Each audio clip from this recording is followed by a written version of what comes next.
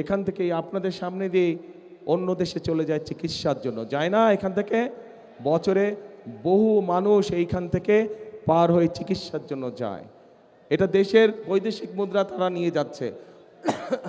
আমরা এই অবস্থার পরিবর্তন করতে চাই, এবং এই অবস্থার পরিবর্তন করার জন্য আমাদের পরিকল্পনার মধ্যে আছে যে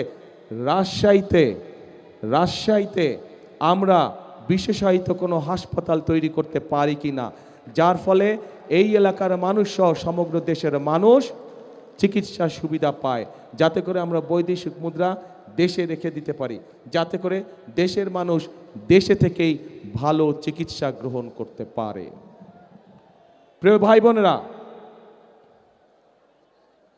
এই রাজশাহী সহ পুরো উত্তরাঞ্চল মূলত কৃষি নির্ভর। প্রধান পেশা হচ্ছে কৃষির পেশা। কৃষি পেশা সংক্রান্ত যে সকল ইন্ডাস্ট্রি করা সম্ভব সেগুলোর একটি তালিকা কম বেশি আমরা তৈরি করেছি, এবং ইনশাল্লাহ 12 তারিখে নির্বাচনের পরে সরকার গঠনে সক্ষম হলে সরকার থেকে সব রকম সহায়তা দেওয়া হবে। যে সকল উদ্যোক্তা কৃষি সংক্রান্ত মিল ফ্যাক্টরি এই রাজশাহী সহ পুরো উত্তরাঞ্চলে প্রতিষ্ঠিত করবে, তাদেরকে বিশেষ সহায়তা দেওয়া হবে যাতে করে তারা মিল ফ্যাক্টরি করতে পারে। কারণ তারা যদি মিল ফ্যাক্টরি করে তাহলে এই এলাকার সন্তানরা, সেটি রাজশাহী জেলা হোক, সেটি সমগ্র উত্তরাঞ্চলের মানুষ হোক, তাহলে তারা তাদের কর্মসংস্থানের সুবিধা হবে।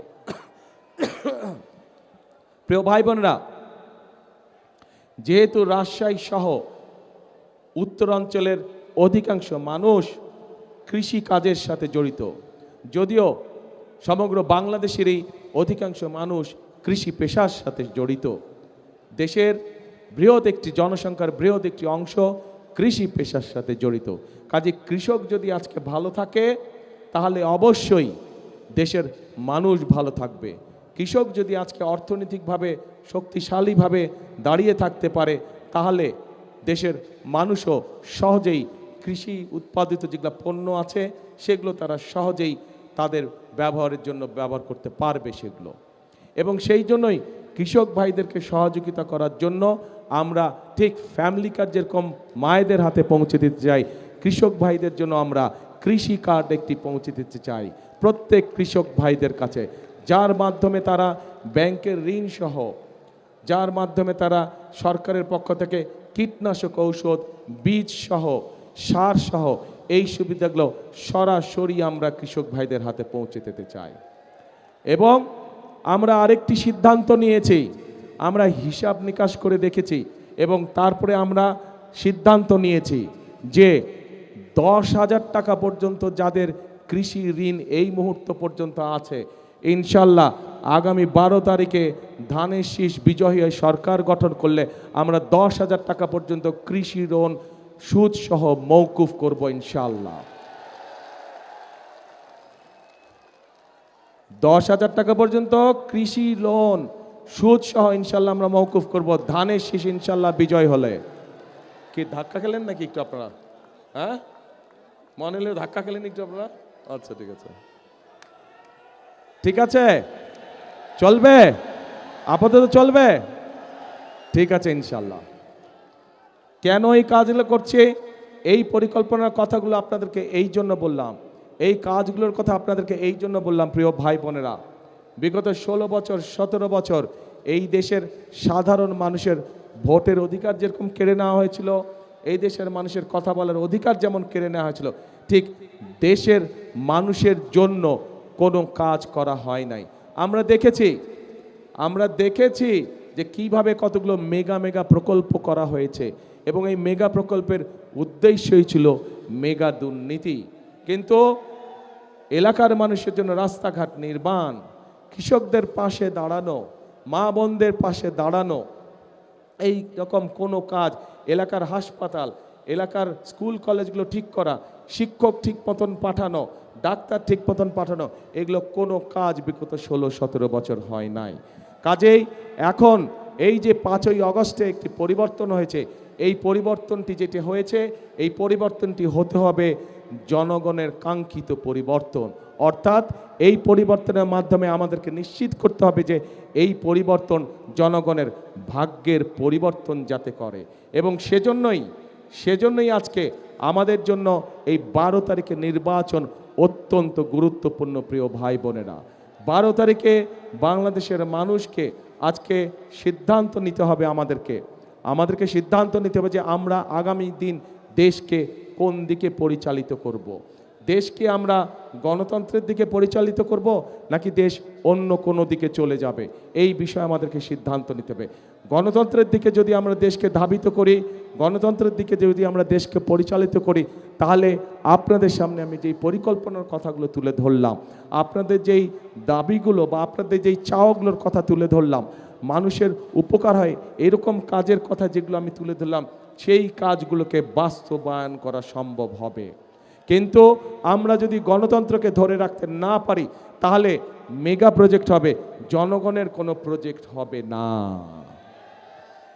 কাজে প্রিয় ভাই বোনেরা, জনগণের প্রজেক্টকে যদি বাস্তবায়ন করতে হয়, তাহলে অবশ্যই গণতন্ত্রকে বাস্তবায়ন করতে হবে, গণতন্ত্রের ভিত্তিকে মজবুত করতে হবে। কারণ গণতন্ত্রের ভিত্তি যদি মজবুত হয়, তাহলেই জনগণের কাছে জবাবদিহিতামূলক শাসন দেশে আসবে। জনগণের কাছে যারা জবাবদিহি করতে বাধ্য থাকবে, তারাই জনগণের জন্য কাজ করবে। অতীতে আমরা দেখেছি যারা ক্ষমতা দখল করে রেখেছিল, জনগণের কাছে তাদের কোনো জবাবদিহিতা ছিল না। এবং জনগণের কাছে যেহেতু তাদের কোনো জবাবদিহিতা ছিল না, সেজন্যই আমরা দেখেছি দেশে কিভাবে দুর্নীতি হয়েছে, দেশে কিভাবে অনাচার হয়েছে, দেশে কিভাবে গুম হয়েছে, দেশে কিভাবে খুন হয়েছে, দেশে কিভাবে লক্ষ লক্ষ মানুষ গায়েবী মামলা নির্যাতনের শিকার হয়েছিল। প্রিয় ভাই বোনেরা, আসুন আজকে আমাদেরকে ঐক্যবদ্ধ হতে হবে এবং ঐক্যবদ্ধ হওয়ার মাধ্যমে আমাদেরকে অবস্থার পরিবর্তন করতে হবে। অবস্থার পরিবর্তনের অর্থ যে কোনো মূল্যে গণতন্ত্রকে সুসংহত করা, গণতন্ত্রের ঝান্ডাকে উপরে তুলে ধরা, কোনোভাবেই গণতন্ত্রের ঝান্ডা যাতে নেমে যেতে না পারে, এ ব্যাপারে আমাদেরকে সতর্ক দৃষ্টি রাখতে হবে। প্রিয় ভাই বোনেরা, আমরা শান্তিতে বিশ্বাস করি, কারণ শান্তিতে এই জন্যই আমরা বিশ্বাস করি, শান্তি থাকলে আমি যেই কথাগুলো আপনাদের সামনে বললাম, সেই কাজগুলো আমরা বাস্তবায়ন করতে চাবো।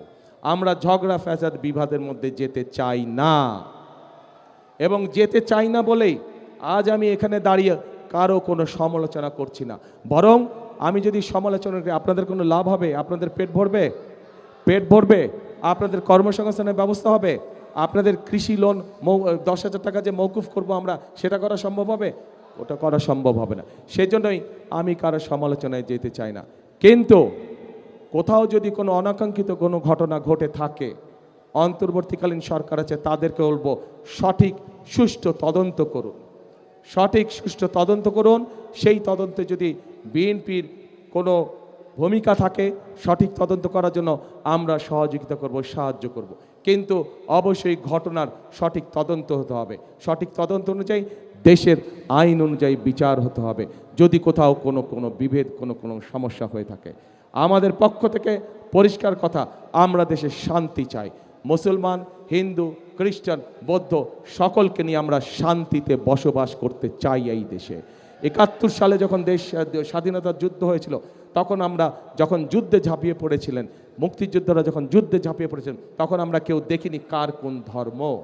2024 সালের 5ই আগস্ট যখন দেশের মানুষ রাজপথে নেমে এসেছিল স্বৈরাচারকে বিদায় করার জন্য, তখনও আমরা কেউ দেখিনি কার ধর্ম কোনটা, কে মুসলমান, কে হিন্দু, কে বৌদ্ধ, কে খ্রিস্টান। কাজে আজ দেশ গড়ার সময় আছে, আজ গণতন্ত্রকে রক্ষা করার সময় এসেছে।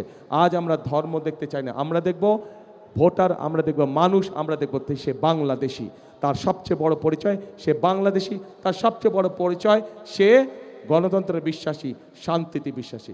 যারাই গণতন্ত্রে বিশ্বাসী, যারাই শান্তিতে বিশ্বাসী, আমরা তাদের সাথে আছি, আমরা তাদেরকে আমাদের সাথে রাখতে চাই। প্রিয় ভাই বোনেরা, বিগত 16 বছর আমরা কয়েকটি তথাকথিত নির্বাচন দেখেছি, নিশিরাতের নির্বাচন দেখেছি, আমিডামির নির্বাচন দেখেছি, গায়েবী নির্বাচন দেখেছি। দেশের মানুষ ভোট দিতে পেরেছিলেন আপনারা? পারেননি আপনারা ভোট দিতে।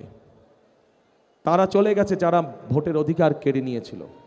কিন্তু আরেকটি মহল ষড়যন্ত্র শুরু করছে, ভেতরে ভেতরে ষড়যন্ত্র করছে কিভাবে এই নির্বাচনকে ক্ষতিগ্রস্ত করা যায়, কিভাবে বাধাগ্রস্ত করা যায়। আজ এখানে হাজার লক্ষ মানুষ যারা আপনারা উপস্থিত হয়েছেন, আপনারা সহ আপনারা যত মানুষের সাথে দেখাবে প্রত্যেককে বলবেন যে আগামী 12 তারিখে নির্বাচন যাতে কেউ বানচাল করতে না পারে সেজন্য সকলকে সতর্ক থাকতে হবে, সকলকে সজাগ থাকতে হবে। প্রিয় ভাই বোনেরা, আমরা যদি জনগণ যদি 12 তারিখে সজাগ থাকে, জনগণ যদি 12 তারিখে সতর্ক থাকে, 13 তারিখ থেকে শুরু হবে জনগণের দিন ইনশাআল্লাহ। এই বাংলাদেশে 13 তারিখ থেকে হবে জনগণের দিন। জনগণের প্রত্যাশা, জনগণের আশা, জনগণের আকাঙ্ক্ষা যে সকল আছে সে সকল বিষয়ের কাজগুলো ধীরে ধীরে পর্যায়ক্রমিকভাবে শুরু হবে। বেকারদের কর্মসংস্থানের সমস্যার সমাধানের কাজ শুরু হবে, মা বোনদের ফ্যামিলি কার্ডের কাজ শুরু হবে, কৃষক ভাইদের কৃষক কার্ডের কাজ শুরু হবে, বেকারদের কর্মসংস্থানের কাজ শুরু হবে, আমাদের তিস্তা পদ্মা ব্যারাজের কাজ আমরা শুরু করব, বরেন্দ্র প্রকল্পের কাজ আমরা শুরু করব, 10,000 টাকা পর্যন্ত কৃষি লোন মৌকুফের কাজ আমরা শুরু করব। এই কাজগুলো হচ্ছে জনগণের কাজ এবং এই কাজগুলো ইনশাল্লাহ 12 তারিখে ধানের শীষ জয়যুক্ত হলে পরে ইনশাল্লাহ 13 তারিখ থেকে শুরু হবে জনগণের জয়যাত্রা। সেজন্যই প্রিয় ভাই বোনেরা, সবসময় আমি একটি কথা বলি, শহীদ জিয়া দেশ গড়েছেন, দেশনেত্রী খালেদা জিয়া দেশ গড়েছেন, এখন আমাদের সকলের পালা দেশ গড়ার। কারণ এই দেশই হচ্ছে আমাদের প্রথম এবং এই দেশই হচ্ছে আমাদের শেষ ঠিকানা। সেজন্যই আমি একটি কথা বলি, সবসময় একটি কথা বলি, কথাটি আপনারাও জানেন, আমার সাথে দয়া করে কথাটা বলবেন। করব কাজ সবার আগে বাংলাদেশ। প্রিয় ভাই বোনেরা, প্রার্থী ভাইরা আপনারা একটু দাঁড়ান তো, ক্যান্ডিডেট সাহেবরা আপনারা একটু দাঁড়ান, শুধু প্রার্থী ভাইরা একটু দাঁড়ান, সামনে আসেন। সব এই পাশে নাকি প্রার্থীরা? সব এই পাশে দাঁড়া যান, একজনের পর একজন দাঁড়া যান, ধাক্কাধাক্কি করার দরকার নেই তো, একজনের পর একজন দাঁড়া যান, কিউতে দাঁড়া যান, একজন সিনিয়র মানুষ, আপনারা ধাক্কাধাক্কি করছেন কেন? শুধু ওই পাশে দাঁড়া যান। প্রিয় ভাই বোনেরা, এই যে আমার হাতের ডানে এবং বামে এনাদের প্রত্যেকের হাতে আমি ধানের শীষ তুলে দিয়ে গেলাম। এখন আপনাদের দায়িত্ব হচ্ছে 12 তারিখ পর্যন্ত এদেরকে দেখে রাখা, আর এদের দায়িত্ব হচ্ছে 12 তারিখে ইনশাল্লাহ ভোট দিয়ে যখন আপনারা জিতিয়ে আনবেন, 13 তারিখ থেকে এদের দায়িত্ব হচ্ছে আপনাদেরকে দেখে রাখবে, এরা দেখে রাখবে। 13 তারিখ থেকে ইনশাল্লাহ 12 তারিখ পর্যন্ত আপনাদের দায়িত্ব হচ্ছে এদেরকে দেখে। ঠিক আছে? চলবে ইনশাল্লাহ। এরা হচ্ছে সব ধানের শীষের প্রার্থী। আচ্ছা, ধরলে কি হবে?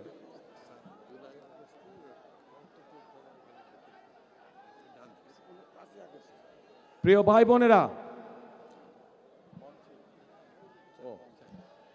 ভাই বোনেরা, আমাদের এই মঞ্চের হাতের বাম পাশে গত জুলাই আন্দোলনে যারা শহীদ হয়েছে বা আহত আছে সেই পরিবারের সদস্যরা এখানে বসে আছে। 71 সালে লক্ষ শহীদের, বসেন আপনারা, ধন্যবাদ, বসেন। 71 সালে লক্ষ শহীদের আত্মত্যাগের বিনিময়ে আমরা এই স্বাধীনতা পেয়েছিলাম। ঠিক জুলাই আন্দোলনে এই শহীদ এবং শহীদ পরিবারের যাদেরকে হারিয়েছে তারা এবং যারা আহত হয়েছে তাদের আত্মত্যাগের বিনিময়ে আমরা 71-এ অর্জিত সেই স্বাধীনতাকে 24-এ আমরা রক্ষা করেছি। আসুন আজকে আমরা 8টি প্রতিজ্ঞা গ্রহণ করি। সেই প্রতিজ্ঞাটা হচ্ছে এই জুলাই আগস্টে যারা শহীদ হয়েছে, যারা বিভিন্নভাবে আহত নির্যাতনের শিকার হয়েছে, তাদের ত্যাগ যেন বৃথা না যায়। এই দেশের জনগণের শাসন কায়েম করার মাধ্যমেই একমাত্র শহীদদের আমরা পরিপূর্ণ শ্রদ্ধা জানাতে পারবো। এটাই হোক আমাদের আজকের প্রতিজ্ঞা, আজকের শপথ। তাহলে আসুন, শেষ কথা কি কথা? করব কাজ, গর্ব দেশ, সবার আগে বাংলাদেশ। আল্লাহ হাফেজ। বাংলাদেশ জিন্দাবাদ, বাংলাদেশ জাতীয়তাবাদী দল জিন্দাবাদ। আসসালামু আলাইকুম।